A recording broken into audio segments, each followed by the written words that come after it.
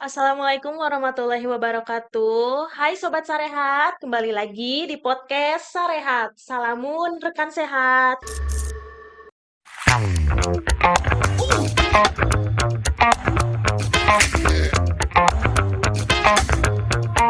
Masih bersama saya Nurjana Dwi Aryani selaku host pada hari ini. Dan seperti biasa di sini saya tidak sendiri. Di depan saya sekarang sudah ada narasumber Pak Supriyanto. Halo Pak, bagaimana kabarnya hari ini? Alhamdulillah sehat Teh Nur. Boleh sapa dulu Sobat Sarehat mungkin Pak? Halo Sobat Sarehat, perkenalkan nama saya Supriyanto, PKRS Dr. Salamun. Ya, terima kasih Pak. Berkaitan dengan hari ini itu adalah peringatan Hari Neglect Tropical Disease ya Pak ya. Betul. Mungkin Sobat Sarehat baru mendengar, boleh dijelaskan dulu mungkin Neglect Tropical Disease itu apa Pak? Baik, terima kasih Teh Nur. Mungkin kalau saya memulai cerita tentang Neglect Tropical Disease, jadi di dunia ini ada penyakit-penyakit yang sudah lama dan sebenarnya sudah ditangani dari dulu, cuma memang ternyata masih ada sampai hari ini. Ya. Karena khawatir ini terlupakan, makanya dikategorikan ke dalam neglected. Ya. Badan Dunia WHO sendiri sebenarnya mencatat ada 20 kategori penyakit yang memiliki kategori neglected atau terabaikan. Ya.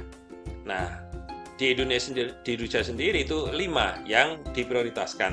Nah, kenapa dikategorikan neglected? Jadi dikatakan neglected ini karena sudah terabaikan. Jadi pertama, hampir hilang dari agenda kesehatan dunia. Jadi sudah tidak begitu diperhatikan, apalagi muncullah penyakit-penyakit baru yang lebih lebih booming kan gitu ya. Yang kedua adalah pembiayaan minimal karena memang tidak masuk kategori isu, sehingga yang terjadi adalah pembiayaan atau perencanaan pembiayaan untuk penanganan penyakit ini masih minimal sekali. Ya. Dan yang ketiga adalah dikaitkan dengan masalah stigma, bahwasanya penyakit ini adalah penyakit yang kutukan sosial, sehingga yang terjadi adalah adanya pengucilan sosial. Dan yang keempat adalah populasi yang terkena adalah, mohon maaf, orang-orang yang kategori tidak beruntung, dalam arti orang-orang yang memiliki pendidikan yang kurang, kemudian juga sosial ekonomi yang kurang, termasuk kesempatan bekerja yang kurang juga. Jadi banyak faktor yang mempengaruhi ya Pak ya. Betul, betul, Teh. Kita masuk ke mungkin tadi Bapak bilang kan ada beberapa penyakit yang diprioritaskan di Indonesia. Betul. Kebanyakan itu penyakitnya itu di daerah mana Pak? Indonesia bagian mana itu? Jadi kalau kita berbicara masalah penyebaran atau distribusi penyakit, mungkin kita belajar dari COVID kemarin, ada istilahnya epidemi, ada pandemi, ya. Nah, kalau kita berbicara masalah penyakit yang neglected ini sebenarnya sekarang sudah kategori sudah endemi, karena memang tersebarnya hanya di wilayah tertentu dan sedikit, gitu ya. Dan penyakit-penyakit ini sebenarnya ada yang masih tersebar di seluruh Indonesia, misalnya adalah filariasis atau kaki gajah, tapi ada juga yang hanya beberapa daerah kabupaten tertentu, misalnya adalah Frambusia, ya. Atau juga Schistosomiasis, itu adalah penyakit-penyakit yang hanya terdapat di Indonesia bagian timur. Bahkan untuk yang penyakit Schistosomiasis sendiri hanya 2 kabupaten, dan itu juga ada di Indonesia Timur, terutama di Sulawesi Tengah, yaitu Kabupaten Sigi dan Poso. Berarti kebanyakan di bagian Indonesia Timur ya Pak ya? Sebagian besar iya, Sebagian. tapi saya tidak mengatakan semuanya di Indonesia Timur. Ya, saya katakan tadi misalnya cacingan juga masih ada di seluruh Indonesia, termasuk filariasis juga masih ada di seluruh Indonesia. Cuma memang kalau berkaitan dengan penyakit-penyakit yang sifatnya infeksi, ya memang sebagian besar masih ada di Indonesia bagian timur, terutama di Papua, kemudian di Maluku, dan di bagian Sulawesi. NTT juga iya. Nah, itu tadi kan ada 5 penyakit ya Pak ya, kita Betul. bahas satu-satu ya Pak ya. Betul. Apa aja itu Pak, 5 itu Pak? Ya, kalau kita bahas satu persatu, mungkin yang pertama adalah kusta atau lepra, atau ada yang menyebutnya adalah morbus Hansen. Ya. Kalau kusta atau lepra atau morbus Hansen sendiri sebenarnya kan suatu penyakit kronis sebenarnya, kalau saya katakan kronis, karena masa inkubasinya itu adalah 6 sampai 8 tahun. Jadi kalau hari ini terkena, ya kita nggak tahu gitu ya. ternyata 8 tahun kemudian kita baru mengalami gejala-gejala. Nah, ini disebut dengan masa inkubasi, yaitu mulai dari terkena bibit penyakit sampai dengan timbulnya gejala. Ya, ini sangat lama, yaitu sekitar 6 sampai 8 tahun. Bahkan ada yang mengatakan sampai dengan 10 tahun kan gitu ya. Nah, kalau kita bicara lepra, ini sebenarnya sudah kita eliminasi atau kita eliminir gitu ya. Berdasarkan program pemerintah jangka menengah, terutama di bidang kesehatan, lepra ini sudah masuk kategori yang harus dieliminir. Sebelumnya, tahun 2020, kasusnya itu kurang dari 1/10.000 penduduk. Harapannya setelah program pembangunan jangka menengah di bidang kesehatan itu, di tahun 2024 tahun ini, itu kejadian penyakit lepra itu nihil atau zero. Lepra itu mungkin Sobat Syariat baru mendengar lepra itu itu ya Pak ya? Betul. Yang biasanya itu menyerangnya ke ujung-ujung jarinya itu putus sendiri gitu ya Pak? Ya, itu salah Itu satunya. kenapa Pak bisa seperti itu Pak? Oke. Kalau kita berbicara masalah jari-jarinya putus itu berarti kita berbicara masalah perjalanan penyakit. Jadi kalau perjalanan penyakit dari kusta sendiri, sebenarnya kalau kusta itu penyebabnya atau agennya adalah Mycobacterium, hampir sama dengan TBC. Kalau TBC itu adalah Mycobacterium tuberculosis, kalau lepra ini adalah Mycobacterium leprae. Berarti apa? Kalau Mycobacterium ini adalah bakteri tahap asam atau BTA. Jadi dia justru senang pada lingkungan yang aerob, dalam arti ya yang butuh oksigen itu malah seneng kan begitu. Nah, kusta sendiri itu atau Mycobacterium leprae ini sebenarnya pertama adalah menyerang saraf tepi. Sehingga yang terjadi ketika ada ruam, jadi kalau yang gampang yang pertama dibuat indikator atau mendiagnosis itu biasanya ada ruam. Ruam itu ada hipopigmentasi, jadi ada lebih putih, lebih pucat daripada kulit di sekitarnya. Nah, kalau mungkin gampang aja itu kalau kita lihat adalah panu biasanya, tapi luas. Yang bedakan apa? Hipopigmentasi panu dan lepra. Kalau lepra ini adalah terjadi penurunan sensasi, baik sensasi panas, sensasi nyeri dan sebagainya. Sehingga untuk mengetesnya ini kategori ruam ini adalah lepra atau panu, biasanya ditesnya dengan ditusuk ya, atau di sensasi di nyeri. Nah, kalau nyerinya ya tidak terasa atau dikasih sensasi panas tidak terasa, kemungkinan besar itu adalah lepra. Itu awalnya dari situ. Nah, karena mengenai saraf-saraf tepi, nah kita tahu saraf tepi kan di seluruh tubuh, termasuk diantaranya adalah di ekstremitas kita, di ujung jari tangan dan ujung jari kaki. Sama, itu mengalami gangguan juga. Ketika gangguan saraf yang terjadi beriringan dengan gangguan vaskularisasi, sehingga ketika ada misalnya cedera dan sebagainya, yang terjadi tidak terasa, ya kena ketusuk jarum nggak terasa, karena vaskularisasi berkurang, kemudian berkaitan dengan persarapan yang kurang, sehingga terjadi ada istilahnya adalah nekrosis, kematian jaringan di pinggir-pinggir di tepi, sehingga terjadi karena nekrosis timbullah namanya mati, ya akhirnya yang terjadi yaitu tadi putus dan tidak terasa karena memang saraf tepinya sudah mulai tidak gitu sensitif lagi. Nah, itu kenapa orang lepra itu cenderung tangannya jadi putus, jadi pendek, dan kakinya jari kakinya juga begitu karena berkaitan dengan sensitivitas daripada jaringan saraf tepi tadi. Kalau penyebarannya itu melalui apa, Pak?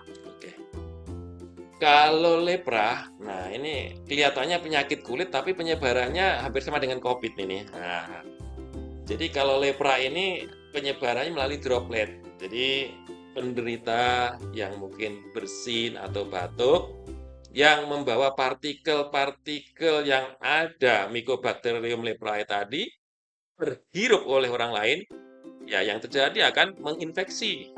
Awalnya adalah menginfeksi saluran pernapasan karena kita tahu tadi adalah medianya adalah melalui droplet. Kemudian berkembanglah di paru-paru. Nah, dari paru-paru akhirnya menyebarlah melalui peredaran darah ya. Peredaran darah kita tahu ada peristiwa namanya difusi, ada pertukaran gas oksigen dan CO2 termasuk diangkut oleh darah ke seluruh tubuh. Yang terjadi juga sama, bakterinya juga diangkut seluruh tubuh, akhirnya juga kemana-mana. Nah, sensipnya, nempelnya biasanya adalah di pinggir-pinggir kan gitu ya, termasuk tadi dikatakan di kulit, kemudian di ujung jari dan sebagainya. Oke, kita bahas yang kedua ya Pak ya. Tentang tadi apa Pak? Filariasis ya Pak ya. Betul. Saya kan kebetulan tinggal di kabupaten nih Pak. Saya pernah minum obat yang anti filariasis. Filariasis itu yang kaki gajah itu kan ya Pak ya? Betul. Itu bisa dijelaskan Pak? Baik. Jadi kalau filariasis atau kaki gajah, sudah saya katakan tadi, kejadiannya atau kita bilang endeminya hampir sebenarnya di seluruh kabupaten kota di Indonesia ada. Tercatat tahun 2020 itu ada sekitar 236 kabupaten kota yang masih ada kasus filariasis. Filariasis sendiri itu, nah berbeda dengan tadi kusta, dia ini disebabkan karena cacing. Cacing filaria. Cacing filaria ini dibawa oleh nyamuk. Nah, kalau DAF itu oleh nyamuk Aedes aegypti, kalau yang filaria ini banyak nyamuknya. Ada nyamuk culek, ada juga ya tadi ya nyamuk Aedes aegypti juga bisa membawa kan itu ya.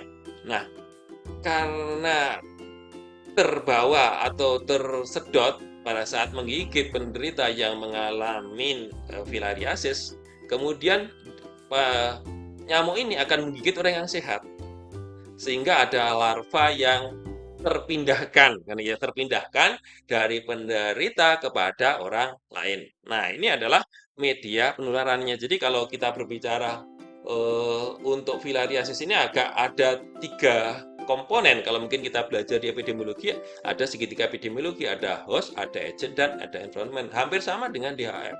Jadi ada media yang namanya adalah nyamuk, tidak langsung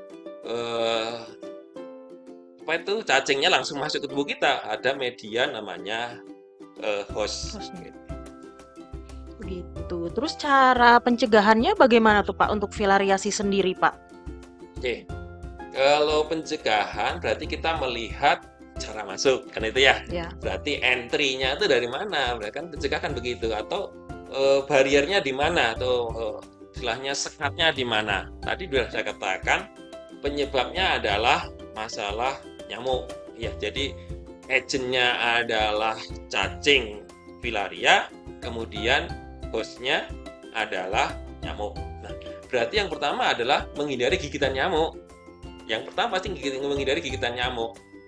Mungkin untuk daerah-daerah yang endemi ya, bisa menggunakan kelambu kalau tidur ya. Kemudian juga menggunakan lotion anti nyamuk. Ya, lotion anti nyamuk. Lotion anti nyamuk. Dan juga bisa pencegahannya adalah pemberian obat anti cacing ya, obat cacing ya. Biasanya kalau di daerah endemik itu disarankan setahun minimal 2 kali ya. Terus kemudian juga ada program kolosal ya. Kolosal dalam arti begini, ya harus bareng-bareng. Bagaimana? Sama dengan COVID, jadi programnya harus bareng-bareng. Ketika bareng-bareng yang terjadi musnah gitu. Tapi kalau satunya dikasih, satunya tidak, yang terjadi nanti akan bergeser ya. Yang satunya bersih, kemudian geser ke yang satu lagi diobatin, geser lagi, sehingga terjadi siklusnya nggak berhenti. Makanya harus programnya secara serempak atau massal, yaitu pemberian obat pencegahan secara bersama-sama, yaitu obat pencegahan filariasis secara bersama-sama. Kalau sudah terkena filariasis, bisakah terjadi normal Pak, atau kembali seperti semula gitu, bisa sembuh nggak? Bisa sembuh atau tidak, itu sebenarnya tergantung daripada grade-nya. Jadi kita ke cerita perjalanan penyakit di dalam tubuh dulu. Tadi kan masuknya dulu ya. Kita berbicara setelah tadi cacing atau larva berkembang, itu ternyata dia akan menyumbat di saluran getah bening. Ya, sehingga terjadi ada bendungan. Ketika salurannya tersumbat oleh cacing, yang terjadi bendungan, dan biasanya adalah di kaki atau di tungkai bawah. ketika bendungannya ini makin lama makin besar, yang terjadi ya lakinya makin besar juga kan begitu ya, makin besar. Nah, ketika sudah bertahun-tahun yang terjadi itu ya sudah mengalami kalau kasarnya kapalan ya kalau bahasa kita tuh kapalan kan itu ya. Kalau kalau di bahasa kedokteran kan mungkin ada namanya hipertrofi dan hiperplasi kan gitu ya. Nah, kalau sudah terjadi hipertrofi dan hiperplasi yang terjadi ya agak susah mengembalikan ke semula lagi ya. Tapi kalau di awal-awal baru bendungan awal, tapi mohon maaf, rata-rata kasus filariasis ini terjadi sudah ditangani sudah fase lanjut karena sudah ada kaki bengkak. Biasanya awal-awal belum merasa itu filariasis kan itu. Makanya terjadi rata-rata sudah kasusnya sudah kasus berat. Nah, itu yang terjadi. Oke, selanjutnya ya Pak ya. Untuk yang selanjutnya mungkin cacingan nih Pak. Kebanyakan cacing yang bagaimana nih yang banyak yang masuk ke tubuh manusia itu? Oke. Berarti kita bicara filariasis juga berkaitan dengan cacing, tapi ada hostnya berupa nyamuk. Nah, kalau cacingan ini biasanya langsung Cacing itu sendiri ya Pak? cacing sendiri ya gitu ya. Biasanya berkaitan dengan media-media lingkungan yang tidak bagus ya, tidak hijin ya. Misalnya biasanya yang terjadi adalah anak-anak mungkin kebiasaan main tanah dan sebagainya, terus kemudian belum cuci tangan dengan baik, akhirnya mungkin ngupil atau mungkin makan sesuatu ya terbawa oleh makanan masuk ke dalam mulut. Ini media penularan langsung gitu ya. Jadi cacing kemudian bertelur, kemudian mungkin telurnya ya nempel di tangan kita atau mungkin di kuku-kuku kita kan gitu ya, sehingga terjadi masuk ke dalam tubuh dan berkembang di dalam tubuh. Nah, biasanya berkembangnya itu pertama adalah saluran pencernaan kalau cacing. Ya termasuk di pencernaan itu nanti ada ke liver atau hati. Makanya ada kasus cacing di hati. Nah, itu biasanya cacing pita kan gitu ya. Nah, itu sebenarnya kalau kita bicara cacingnya banyak gitu ya. Ada yang cacing kremi, ada cacing pita, ada cacing kembang. Ya, ini cacing-cacing yang biasanya menyerang pada tubuh manusia yang bisa menyebabkan terjadinya cacing tadi. Bahkan kalau kasus parah itu bisa menyebabkan anemi. Kenapa? Ya karena cacingnya juga sebagai parasit ya, sebagai ikut makan makanan kita sehingga terjadi kita kekurangan nutrisi, akhirnya jadi namanya anemia tadi. Kebanyakan yang mana nih Pak menyerangnya cacing itu? Kalau untuk kelompok-kelompok umur ya itu adalah cacing kremi. Cacing kremi ini untuk kelompok umur anak-anak ini rata-rata cacing kremi karena memang ya anak-anak juga fasenya fase bermain gitu ya, segala dibuat untuk main gitu ya, termasuk tanah dan sebagainya, sehingga kalau orang tuanya baik atau orang tuanya tidak menekankan masalah kebersihan individu yang terjadi, itu gampang sekali tertular namanya penyakit cacing kremi. Nah, cacing kremi ini biasanya berkembang di saluran pencernaan tapi di bawah ya, di kolon atau mungkin di sigmoid bahkan di anus gitu ya. Dan biasanya ketika malam justru dia akan melaksanakan aktivitas berkembang biak sehingga terjadi ada pergerakan-pergerakan sehingga menimbulkan geli ya, geli. Akhirnya mendorong yang bersangkutan pengen menggaruk anus kan itu ya. Ketika menggaruk anus akhirnya terjadi juga masuk lagi ke tangannya, kan lagi tidur biasanya gitu ya, atau di sela-sela kuku. Nah, pada saat tidur ya akhirnya nempel lah ke selimut, nempel lah ke bantal. Akhirnya ya kalau tidurnya bareng-bareng ya akhirnya menular ke yang lain. Jadi untuk cara pencegahannya lebih ke hygiene ya Pak ya? Betul. Jadi yang kita bahas tadi dari 3 penyakit, bahkan nanti hampir seluruh penyakit yang 20 dikategorikan oleh WHO tadi sebenarnya berkaitan dengan masalah lingkungan. Dan lingkungan itu kaitannya ya memang ada kaitannya dengan personal hygiene gitu ya. Baik lingkungan jelek akhirnya kan ujung-ujungnya kan personal hygiene. Nah, ditambah lagi dengan perilaku kan itu ya. Perilaku tidak cuci tangan dan sebagainya itu sebenarnya mendukung juga, tapi intinya adalah hygiene. Hygiene pertama adalah hygiene tangan. Tadi saya katakan yang organ tubuh kita itu yang paling aktif adalah tangan. Ya, paling aktif itu tangan. Untuk melakukan apa saja rata-rata menggunakan tangan kita ya, termasuk makan ya. Makan ada yang masih menggunakan media tangan di kita itu ya. Nah, ini berarti kan berkaitan dengan hygiene tangan atau hand hygiene ya. Hand hygiene memang harus di ini. Biasanya kita tidak terlalu perhatian, misalnya habis buang air besar, cebok, ya itu ya rata-rata ya di kamar mandi tidak disediakan sabun, ya itu ya. Atau juga ibu-ibu yang punya bayi mengganti popok. Nah, atau juga ibu-ibu yang mau masak. Nah, apalagi di kultur di Sunda ini kan ada istilahnya lalapan. Ya. Nah, lalapan ini kalau mencucinya tidak bagus, yang terjadi ya masih nyisa di lalap tadi ini ya, gitu ya. Jadi bisa masuk ke dalam mulut atau entry-nya melalui oral, terutama adalah larva dan telur daripada cacing tadi. Oke. Saya tambah lagi Bu. Ya. Yang kedua adalah mungkin ibu-ibu juga ini, makanya edukasinya lebih banyak sebenarnya kita pengen ke sobat-sobatnya ibu. Yang kedua berkaitan dengan satu lagi adalah penyakit tadi cacing yang ada kaitannya dengan liver kan itu ya.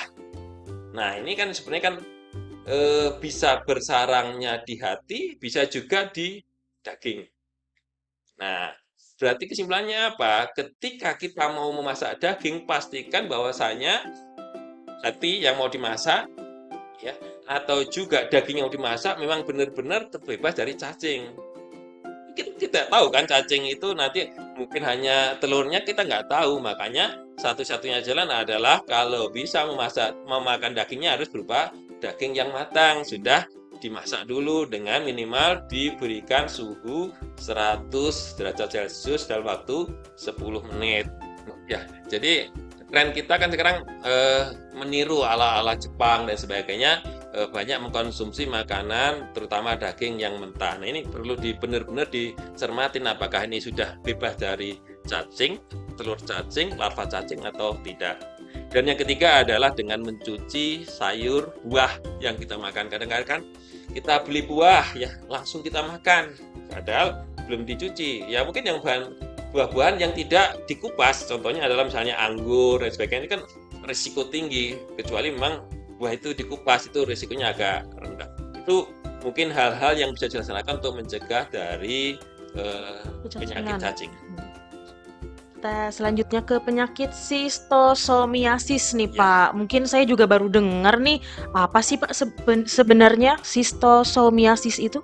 Ya, sistosomiasis. Nah, sebenarnya kalau sistosomiasis sebenarnya di dunia sudah jarang, dan di Asia sendiri juga ternyata sudah ada, tapi di Indonesia ya tahun 2020 masih ada 2 kabupaten yang dilaporkan ada, tadi sudah saya sampaikan, ada di Sigi dan satu lagi ada di Poso kan itu ya. Padahal untuk yang penyakit sistosomiasis sendiri itu juga sama, penyebabnya adalah cacing.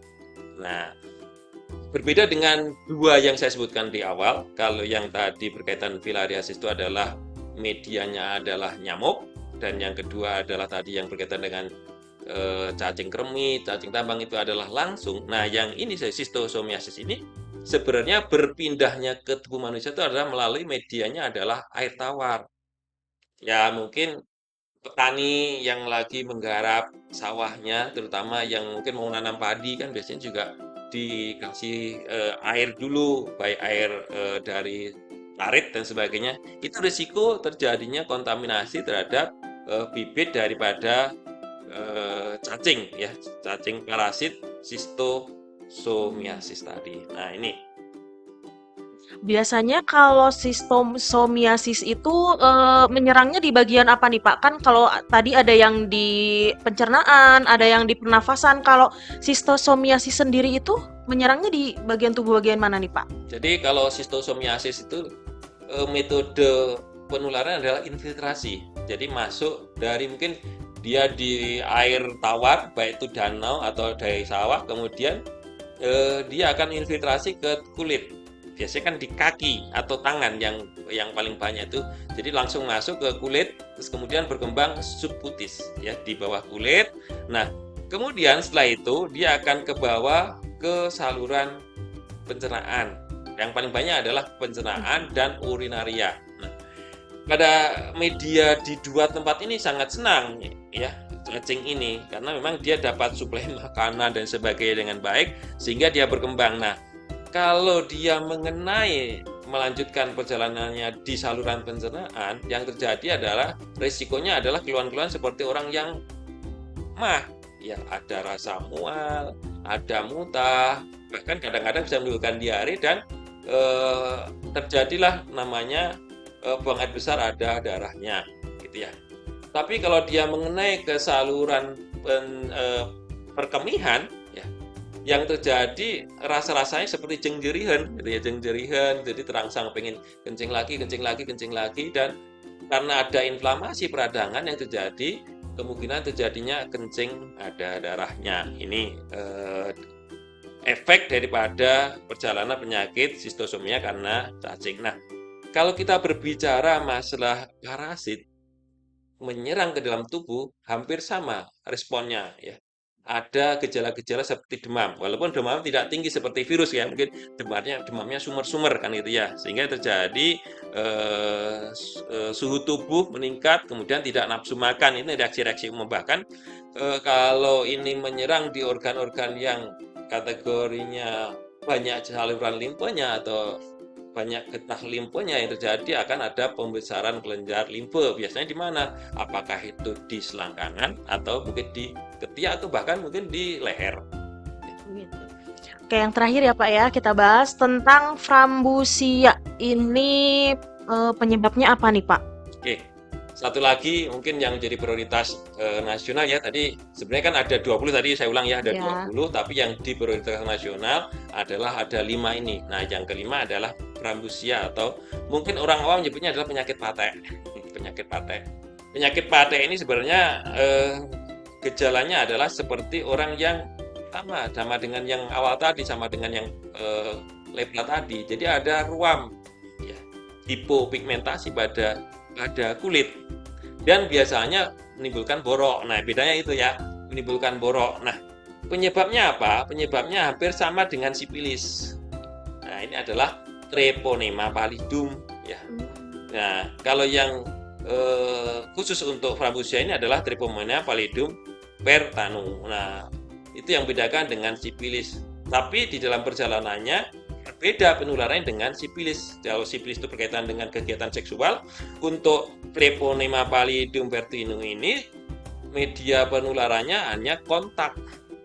Hampir sama dengan skabies kan kalau kontak. Tapi kalau aktivitas seksual, berjabatan tangan tidak menularkan terhadap frambusia atau patek ini. Nah, dari 5 penyakit tadi yang sudah Bapak sampaikan, ada yang menyebabkan kematian nggak Pak? Kalau tadi kan lepra cacat dan filariasis juga menyebabkan cacat ya Pak ya. Ada yang menyebabkan kematian nggak Pak? Sampai ada kasus kematian gara-gara tadi salah satu 5 penyakit tadi Pak? Oke. Kalau berkaitan dengan prevalensi menyebabkan kematian atau bisa menyebabkan mortalitas, memang untuk penyakit-penyakit infeksi yang kategori neglected tadi memang kecil, Bu, ya, kecil sekali, ya. Karena memang sebenarnya kan ini hanya menyerang, ya, menyerang pada beberapa organ tubuh. Tapi kalau tadi menyerangnya saluran pernapasan dan sangat parah, itu bisa menyebabkan kematian, gitu ya. Misalnya tadi kalau bakterinya kemudian ke bawah peredaran darah, akhirnya masuk ke dalam otak, terus kemudian bisa menyebabkan meningitis, itu risikonya tinggi, gitu ya. Tapi kalau lokal saja, rata-rata hanya ya menimbulkan gejala di lokal, dan biasanya memang bisa menyebabkan kecacatan. Tapi kalau kematian sampai hari ini ya masih kecil kasusnya. Iya. Terima kasih ya Pak Supri, banyak sekali ilmu yang Sobat Sarehat dapatkan hari ini. Mungkin juga ada beberapa penyakit yang baru terdengar mungkin oleh Sobat Sarehat. Mungkin sebelum ditutup ada closing statement dulu mungkin dari Bapak, silakan. Baik, Sobat Sarehat, saya sebagai PKRS Rumah Sakit menekankan kepada sobat-sobat sekalian, berkaitan dengan penyakit-penyakit yang tadi saya sebutkan, neglected tadi adalah penyakit-penyakit infeksius. Mungkin kalau kita sedikit ke belakang, kita melihat bahwasanya derajat kesehatan itu dipengaruhi oleh 4 faktor menurut Hendrik L. Bloom tahun 1974. Ada itu karena lingkungan, ada karena perilaku, ada fasilitas pelayanan kesehatan, dan ada satu lagi adalah karena genetik. Mungkin kita abaikan dulu lah yang genetik dengan pelayanan kesehatan. Kita berbicara dua saja. Pertama adalah masalah lingkungan, yang kedua adalah masalah perilaku. Dua-duanya biasanya saling berimpitan karena lingkungannya jelek didukung oleh perilaku yang jelek, yang terjadi cepat terkena. Saya berharap dengan adanya penjelasan tadi kita minimalisir kejadian-kejadian penyakit negletit dengan menjaga kebersihan lingkungan, ya, lingkungan. Terus kemudian juga menjaga personal hygiene, mulai dari cuci tangan, terus kemudian ketika sakit ya biar tidak terjadi kontak, tidak terjadi droplet, ya menggunakan masker, kan gitu ya. Terus kemudian kalau memang sakit segera berobat, ya segera berobat, jangan sampai terlambat. Ya, terima kasih Pak Supri untuk penjelasannya ya Pak ya. Sama-sama. Ya, Sobat Sarehat, jangan lupa like, subscribe, komen, share sebanyak-banyaknya channel Salamun TV. Dan sampai jumpa di episode berikutnya. Saya Nurjana Dwi Aryani bersama Pak Supriyanto pamit. Salam sehat bersama Salamun mengudara. Wassalamualaikum warahmatullahi wabarakatuh. Terima kasih Pak Supri.